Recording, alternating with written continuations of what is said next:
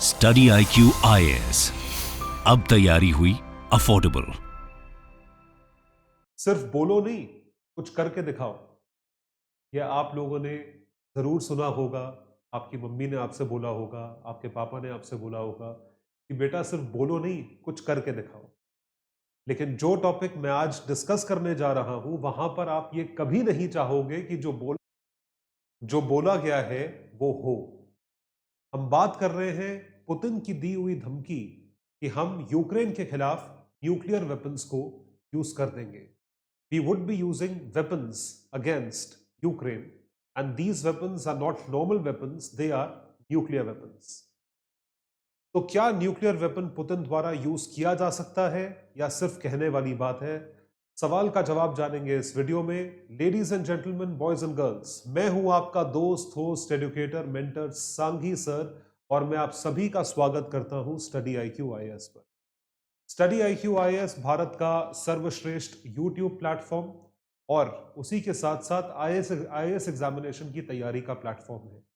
तो चैनल को जरूर सब्सक्राइब करें और स्टडी IQ IAS की वेबसाइट पर जाकर हमारे कोर्सेज को चेकआउट करें अगर आप IAS की एग्जामिनेशन की तैयारी करने की सोच रहे हैं। जितने भी 2023 के एस्पिरेंट्स हैं और 2024 के एस्पिरेंट्स हैं, आप लोगों के लिए हमारे पास वेल स्ट्रक्चर्ड भारत की टॉप फैकल्टीज द्वारा प्रोवाइड करे गए बहुत बढ़िया तरीके से क्यूरेटेड कोर्सेज यहां पे लाए गए हैं। इन कोर्सेज को जरूर सब्सक्राइब करें, चाहे वो GS फाउंडेशन कोर्स हो। ये कंप्लीट कोर्स है जो कि आपको 1000 घंटे से ऊपर की लाइव टीचिंग में सारे सब्जेक्ट्स प्रीलिम्स के और मेंस के कंप्लीट सिलेबस टॉप फैकल्टीज द्वारा कवर करवाता है। इसी के साथ साथ अगर आप 2023 के एस्पिरेंट हैं तो आप SIP प्लस बैच, जो कि एक क्रैश कोर्स है 2023 के स्टूडेंट्स के लिए, यहां पे आपका पूरा रिवीजन इफेक्टिव तरीके से लिमिटेड टाइम में करवाया जाता है ताकि आपका रिवीजन भी हो जाए और आपका ज्यादा टाइम भी वेस्ट ना हो।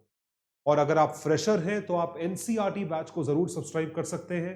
बहुत क्यूट सा छोटा सा बैच है and this would clarify your concepts, क्योंकि NCERT पढ़ना एक बहुत ही जरूरी चीज है UPSC एग्जामिनेशन के लिए।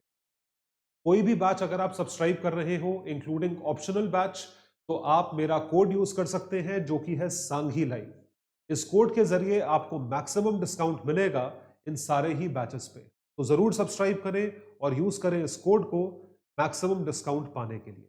और ये सारी PDFs अवेलेबल है मेरे टेलीग्राम हैंडल पर। टेलीग्राम हैंडल का जो हेडिंग है, टाइटल है, वो है आयुष सांघीज IAS अकेडमी। तो आप इसको जरूर सब्सक्राइब करें। It would be highly useful for your understanding and to enhance the value of your preparation. इसके साथ आप हमें ट्विटर और इंस्टा पे भी फॉलो कर सकते हैं। बहुत जबरदस्त वैल्यू एडेड कंटेंट आपको यहां पे मिलेगा। Follow me on insta as well as Twitter. तो अब जो बात करी जा रही है वो है पुतिन की और यूक्रेन की। रशिया यूक्रेन खत्म होने का नाम ही नहीं लेता है। क्यों नहीं लेता है? क्योंकि बात जो है वो बढ़ते बढ़ते बढ़ते बढ़ते ऑलमोस्ट 1 साल तक आ गई है। साल भर पहले रशिया ने यूक्रेन पे अटैक किया था और आज की डेट में अब ये डिबेट चल रही है कि क्या रशिया न्यूक्लियर वेपन यूज कर सकता है यूक्रेन पे या नहीं। So can Russia use a nuclear weapon on Ukraine? This has to be understood. ये चीज समझने वाली है। रशिया यूक्रेन दो चीजें हैं। जब रशिया यूक्रेन की बात होती है तो रशियन आर्मी या नेवी जो है वो यूक्रेन की टेरिटरी में घुसी। ये बीच में जो है ये ब्लैक सी का रीजन है, दिस इज ब्लैक सी। वो यूक्रेन की टेरिटरी में घुसे और सारी जो वॉर चल रही है वो इस टेरिटरी में चल रही है। It is going on in this territory. Now the point is, now people have started talking about nuclear weapons use because there is nothing more to talk. War तो चल रही है, आप ऑलरेडी घुसाए हो उनकी कंट्री में, ना ये चुप हो रहे हैं ना आप चुप हो रहे हो। तो अब क्या करें? What to do? अब जो अगला स्टेप है वो तो है न्यूक्लियर वेपन का यूज। न्यूक्लियर वेपन का यूज करने की धमकी देना। न्यूक्लियर वेपन का एक्चुअल यूज और न्यूक्लियर वेपन का यूज करने की धमकी देना दो अलग अलग चीजें हैं। So in this particular case, Russia is actually threatening to use a nuclear weapon against Ukraine. Putin का क्या कहना है? उनका यह कहना है कि अगर आपने मॉस्को पर न्यूक्लियर अटैक कर दिया, if you attack on Moscow. So use of our nuclear weapon, यानी रशिया का nuclear weapon, will have no use. Capital तो डिस्ट्रॉय हो गया ना, कैपिटल हैज बीन डिस्ट्रॉयड, तो हमारा न्यूक्लियर वेपन यूज करना ना करना इज ऑफ नो यूज. उसके बाद तो रिटेलिएटरी मूव होगा जो कि यूजलेस है. इस वजह से पुतिन का यह कहना है कि हमारा अटैक करना यूक्रेन पे बन जाता है अगर यह वॉर स्टॉप नहीं हुई या यूक्रेन इनकी बात को नहीं मानता. अब सवाल आप यह पूछोगे कि यूक्रेन के पास तो न्यूक्लियर वेपन है नहीं, Ukraine does not have a nuclear weapon. तो आपको मैं यहां यह बता दूं कि यूक्रेन को पूरा सपोर्ट है नाटो देशों से. सो नेटो के जितने भी कंट्रीज हैं उनका सपोर्ट है यूक्रेन के पास, और नेटो कंट्रीज से यूक्रेन न्यूक्लियर वेपन सोर्स कर सकता है. क्या वाकई कर सकता है? क्या नेटो के देश इनको न्यूक्लियर वेपन देंगे? ये देखने वाली चीज है. So have a look at this. Putin pointed towards lack of opportunity in case of no first use. No first use का मतलब है कि हम आप पर न्यूक्लियर अटैक पहले नहीं करेंगे, लेकिन हम न्यूक्लियर अटैक करेंगे रिटेलिएशन में, बदला लेने में. कि तुमने हम पे अटैक करा, न्यूक्लियर अटैक करा, अब हम बदला लेने पे आपके ऊपर अटैक कर रहे हैं. उसको कहा जाता है नो फर्स्ट यूज पॉलिसी. ये पॉलिसी भारत अडॉप्ट करता है, जो कि यूएस द्वारा रिकॉग्नाइज्ड है. Indo US nuclear weapons deal जो 2008 में हुई थी प्राइम मिनिस्टर मनमोहन सिंह और बराक ओबामा के बीच में, तो वो चीज तब रिकॉग्नाइज करी गई थी जहां भारत ने अपनी नो फर्स्ट यूज पॉलिसी जो है उस पर अटल रहे थे, उस पर कायम रहे थे. So lack of opportunity in case of no first use, इनका यह मानना है कि नो फर्स्ट यूज नहीं होना चाहिए क्योंकि अपॉर्चुनिटी नहीं है. अपॉर्चुनिटी इसलिए नहीं है as enemy would have destroyed the opportunity to use nuclear weapon. Destroy कैसे हो गई? मतलब रशिया तो इतनी बड़ी कंट्री है, आप बोलोगे कैसे डिस्ट्रॉय हो गई? एक वेपन से. एक वेपन से डिस्ट्रॉय नहीं होगी, लेकिन आप अटैक सबसे स्ट्रेटेजिक सिटी पे करोगे. आप मॉस्को पे, आप क्रेमलिन पे अटैक कर दोगे. अब क्योंकि आप क्रेमलिन पे अटैक कर दोगे तो बात खत्म. फिर तो मतलब रशिया के ऊपर डायरेक्ट अटैक है, फिर वो रिटेलिएशन करे या ना करे उससे कोई बहुत ज्यादा फर्क नहीं पड़ता. It does not make much of a difference. So Putin in his address to human rights council क्या बोला इन्होंने? Emphasise need to keep all options on table to deter enemy. All options का मतलब है अगर पीस एक option है तो दूसरा ऑप्शन है न्यूक्लियर वेपन का यूज. ये चीज ध्यान रखें. तो न्यूक्लियर वेपन का यूज भी एक ऑप्शन है. तो पुतिन का ये लाइन कहने का क्या मतलब है? तो मेरे पास अपॉर्चुनिटी नहीं है रिटेलिएट करने की. अगर मेरे पास रिटेलिएट करने की अपॉर्चुनिटी नहीं है तो मैं क्या करूंगा?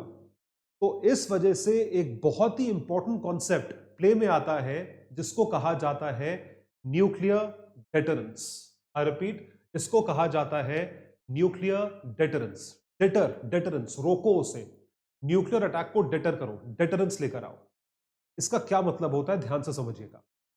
Nuclear deterrence means if I have a nuclear weapon, मेरे पास एक न्यूक्लियर वेपन है और आपके पास एक न्यूक्लियर वेपन है, आप उस न्यूक्लियर वेपन को मेरे खिलाफ यूज करने से पहले 100 बार सोचोगे क्योंकि मैं भी आपके खिलाफ यूज कर सकता हूं. आपकी भी उतनी जाने जाएंगी, आपका भी पूरा स्ट्रेटेजिक शहर बर्बाद होगा, आपकी भी मुसीबत आएगी. तो मेरे पास न्यूक्लियर वेपन होना आपके लिए एक डिटरेंट है कि हम इसके खिलाफ यूज नहीं करेंगे क्योंकि ये रिटेलिएट करेगा. सिर्फ एक यही डर है जिस पे दुनिया चल रही है. वरना आज की डेट में आपको क्या लगता है? रशिया के पास, यूएस के पास, सारे पाकिस्तान के पास इतने न्यूक्लियर वेपन है, वो कभी भी यूज कर देते हैं. पाकिस्तान क्यों नहीं यूज करता है न्यूक्लियर वेपन हिंदुस्तान पे? क्योंकि उसको पता है that India is also a nuclear state. So India being a nuclear state acts as a deterrent to Pakistan not to use that weapon in India. Nuclear weapons are primarily for deterrence. आपको डराने के लिए है, आपको रोकने के लिए है, which means presence of these weapons will stop the enemy to attack Russia, as Russia can anytime use these weapons to destroy this enemy. Simple. However, if both sides possess nuclear weapon, Ukraine does not have any, Ukraine के पास नहीं है, but NATO do possess nuclear weapon. तो NATO जो है वो क्या करेगा? Ukraine को दे देगा. NATO can attack Russia anytime, which makes Russia vulnerable and its nuclear weapons useless. उसके न्यूक्लियर वेपन्स को यूजलेस कर देगा रशिया अगर यूक्रेन ने रशिया के ऊपर अटैक कर दिया. तो इस वजह से यहां पे रशिया जो है वो ये कह रहा है कि हम न्यूक्लियर वेपन आपके खिलाफ यूज कर सकते हैं. We can use a nuclear weapon against you. तो इसके लिए जो स्ट्रैटेजी यूज करी जाती है उस स्ट्रैटेजी को पहले मैं आपको समझाता हूं, फिर हम देखेंगे रशिया का न्यूक्लियर डॉक्ट्रिन एक्चुअली है क्या. Let's understand.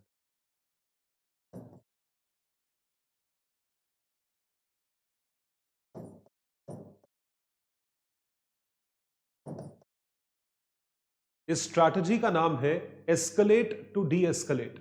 I repeat, the name of the strategy is escalate to de-escalate. Escalate का मतलब है किसी चीज को आपने उठाया, मुद्दा उठाया, इसलिए उठाया ताकि वो खत्म हो सके, डी एस्केलेट हो सके। ये स्ट्रैटेजी यूज करी गई थी यूएस द्वारा जापान के ऊपर at the time of second world war.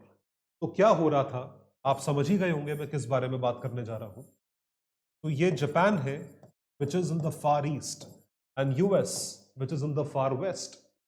So what happened, world war 2 was going on where Japan attacked Pearl Harbor attack हुआ, and there was a constant to and fro movement of armed forces, naval, air force as well as armed forces constantly between the two countries, and there were attacks. There was a full blown war.